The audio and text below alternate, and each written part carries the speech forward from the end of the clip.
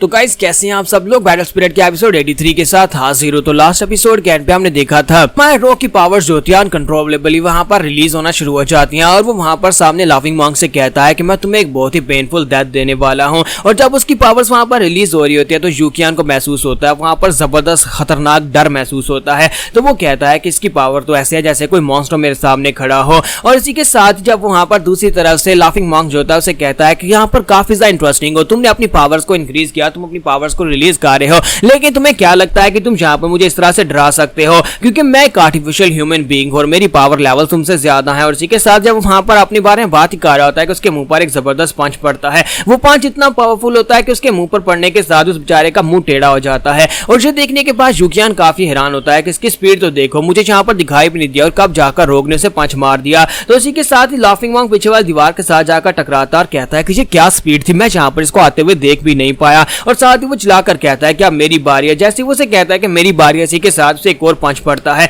और इसी के साथ पीछे की दीवार टूट जाती है। और हमारा रोग जो होता है वो चिल्लाते हुए उसके ऊपर पंचेस मार रहा था, उसे बहुत सारे पंचेस मारते हुए पीछे की तरफ ले जाता है जिसकी वजह से वो दीवार के साथ पिछली दीवार को तोड़कर पीछे वाली दीवार के साथ जाकर टकराता है। और वहां पर टकराने के साथ ही वो ग्राउंड के ऊपर गिरता और कहता है कि इस कमीने ने यहाँ पर मुझे इतने जोर से पंच मारा है कि मुझे तो यहाँ पर अपना चेहरा ही महसूस नहीं हो रहा। इसने 2 बार मेरे चेहरे के ऊपर पंच मारा है, मैं इसे बिल्कुल भी नहीं छोड़ूंगा। लेकिन जैसे गिरने के बाद सामने की तरफ देखता है तो हमारा रोग उसके सामने खड़ा होता है। इसी के साथ ही रोग आगे बढ़ता है और उसको गले से पकड़ लेता है और उसका गला दबाना शुरू कर देता है। जबकि इसी के साथ ही मोटू से कहता है कि तुमने मेरा गला पकड़कर बहुत बड़ी गलती कर दी, मेरी बॉडी को पकड़ने के साथ ही अब तुम्हारा हाथ जो है बहुत ही बुरी तरह से बस्ट होने वाला है क्योंकि वो एक स्पेशल टेक्निक जिसका नाम थॉर्न बस्ट होता है उसको यूज करता है। उसकी बॉडी के अंदर से बहुत सारे कांटे निकलते हैं और वही कांटे जो होते हैं हमारे रोग के बाजू के ऊपर से बाहर निकलते हैं। उसके बाजू के ऊपर बहुत सारे कांटे निकल रहे होते हैं, साथ ही उसकी स्किन जो होती है वहां पर से फटना शुरू हो जाती है। तो लाफिंग मॉन्क से कहता है कि अब तुम्हें यहाँ पर समझ आएगी, अगर तुमने मुझे टच किया तो फिर तुम्हारी बॉडी इसी तरह स्मैश हो जाएगी, अब तुम्हारा बाजू बेकार हो चुका है। लेकिन हमारा रोग जो होता है वो उसको गले से नहीं छोड़ता और इसी के साथ उसका बाजू जो होता है उसकी मांसपेशियां वहां पर दोबारा से रिक्रिएट हो जाती हैं, यानी वो दोबारा से रीजनरेट कर लेता है। और इस बात को देखने के बाद लाफिंग मॉन्क बहुत सा घबरा जाता है और कहता है ऐसा कैसे हो सकता है, इसकी बॉडी यहाँ पर दोबारा से रिक्रिएट कैसे हो रही है क्योंकि जब भी हमारी तरह एक आर्टिफिशियल ह्यूमन है फिर यहाँ पर इसके पास इतनी हार्स पावर्स कैसे हो सकती है। तो इसी के साथ ही हमारा रोग उसे कहता है कि मैंने तुमसे कहा था ना कि तुम एक बहुत ही दर्दनाक मौत देने वाला हूं। और इसी के साथ डिजायर दूसरा पंच उसके पेट में मारता है जिसकी वजह से उस बेचारे के कुछ दांत भी टूट जाते हैं। फिर साथ ही हमारा रोग जो होता है वहां पर उसके मुंह के ऊपर पंचेस मारना स्टार्ट करता है। रोग एक बहुत ही जबरदस्त चीख मारता है, बिल्कुल पागलू की तरह उसके ऊपर पंचेस की बरसात कर देता है। तो हमारा रोग उसे बहुत सारे पंचेस मारता है, इतने सारे पंचेस मारता है कि उसकी बॉडी के अंदर बहुत सारे होल हो जाते हैं। और इतने सारे होल होने के बावजूद अभी तक वो जिंदा होता है, यानी वो अभी मरा नहीं होता। तो वो उसे कहता है कि अब यहाँ पर तुम्हें महसूस हो रहा होगा कि इंसान की बॉडी कैसी होती है, अब तुम्हें महसूस हो रहा होगा कि दर्द क्या होता है। तो वो खुद भी यहाँ पर यही बात कर रहा था कि टॉर्चर क्या होता है। मैं दूसरों को टॉर्चर करता रहा, मैं इंसानों को टॉर्चर करके दर्द महसूस करने की कोशिश कर रहा था कि जिंदा होना कैसा होता है, लेकिन अब मुझे यहाँ पर महसूस हो रहा है काश मैं यहाँ पर मर जाऊं और मुझे ये दर्द महसूस ना करना पड़े। तो वो कहता है कि मुझे मार डालो, मुझे बस मार डालो। तो रोग कहता है कि तुम्हें किसने कह दिया कि मैं तुम्हें इतनी आसानी से मार डालूंगा। और इसी के साथ हमारा रोग जो होता है उसके सर के ऊपर अपने दोनों हाथ रखता है, उसे ऊपर की तरफ उठाता है और उसे कहता है कि मैंने तुमसे कहा था ना कि मैं तुम्हें एक बहुत ही दर्दनाक मौत देने वाला हूं, तुम्हें एक ऐसी मौत दूंगा जिसके बाद तुम्हें अंदाजा होगा कि यहाँ पर जिंदा रहना क्या होता है और यहाँ पर टॉर्चर करना क्या होता है। और हमारा रोग जो होता है उसकी सोल के अंदर घुस जाता है और इसी के साथ उसकी मैलिस जो होती है उसकी सोल के अंदर घुसने के बाद से अंदर से टॉर्चर करना स्टार्ट करती है। तो इसी के साथ ही लाफिंग मॉन्क को वहां पर मरने से पहले अपनी पास की मेमोरीज याद आती है जिसमें वो एक छोटा सा बच्चा था। उस वक्त आयरन मास्क भी एक छोटा बच्चा था और वो पालने में बैठा होता है, जबकि इसी के साथ ही पालने के सामने उसके रोग खड़ा होता है। रोग की एग्जिस्टेंस उसके सामने होती है और उसे यहाँ पर महसूस हो रहा था जैसे कि रोग के सामने बस वो एक छोटा सा बच्चा है। उसे वहां पर बहुत सारी ऐसी चीजें दिखाई दे रही होती है जो कि मरने से पहले ही दिखाई देती हैं। उसे वहां पर आयरन मास्क दिखाई देता है क्योंकि आयरन मास्क भी मर चुका है। तो आयरन मास्क उसे कहता है कि फैटी तुमने ये क्या कर दिया, तुम्हारा हार्ट जो था बहुत ज्यादा खूबसूरत था लेकिन तुमने इसको मैलिशियस कर दिया है। तो वो कहता है कि आयरन फेस ऐसा नहीं हो सकता, तुम्हें क्या हुआ, तुम कहां पर चले गए। और फिर साथ ही वो अपने आसपास देखता है, वो सारे के सारी डेड बॉडीज जो होती हैं जिन लोगों के ऊपर उसने टॉर्चर किया, जिनकी स्किन को उसने पील किया, वो सारे लोग जो होते हैं वो उसके ऊपर अटैक करने के लिए आगे बढ़ते हैं। और आकर कोई इसे कहता है मेरी आंख वापस करो, कोई इसे कहता है मेरी स्किन वापस करो, कोई कहता है कि मेरी जीभ वापस करो। और सभी लोग जो होते हैं वहां पर उसे टॉर्चर करना शुरू कर देते हैं। तो ये एक माइंड गेम होती है जो कि हमारा रोग जो होता है उसकी मैलिस जो होती है उसके साथ खेल रही होती है, उसे बहुत ही ज्यादा बुरी तरह से अंदर से टॉर्चर किया जा रहा होता है। हालांकि वो एक आर्टिफिशियल ह्यूमन होता है लेकिन इसके बावजूद उसकी बॉडी के अंदर जो सोल उसकी डाली गई होती है वो सोल पूरी तरह से टॉर्चर होती है और वो चिल्लाना शुरू कर देता है और कहता है कि ये सिर्फ और सिर्फ एक इल्यूजन है। और इसी के साथ ही वो कहता है कि ये ग्लो लेवल की इल्यूजन है, मैं इसको तोड़कर बाहर निकल आऊंगा। लेकिन साथ ही वहां पर पूरी तरह से फायर के साथ उसकी बॉडी कवर हो हो जाती है और वो चिल्लाना शुरू कर देता है और कहता है कि मुझे बहुत ज्यादा दर्द हो रहा है, मुझे बहुत ज्यादा दर्द हो रहा है। और साथ ही वो सामने देखता है तो फिर से मार रोग उसके सामने खड़ा होता है। तो मार रोग उसे कहता है कि मैंने तुमसे कहा था ना कितनी आसान मौत तो तुम्हें बिल्कुल भी नहीं मिलने वाली। अब तुम यहाँ पर जिंदा रहोगे भी और जिंदा नहीं भी रहोगे, क्योंकि तुम्हारे माइंड की स्टेट बिल्कुल ऐसी ही रहने वाली है। तुम अंदर से इसी तरह से जलते रहोगे।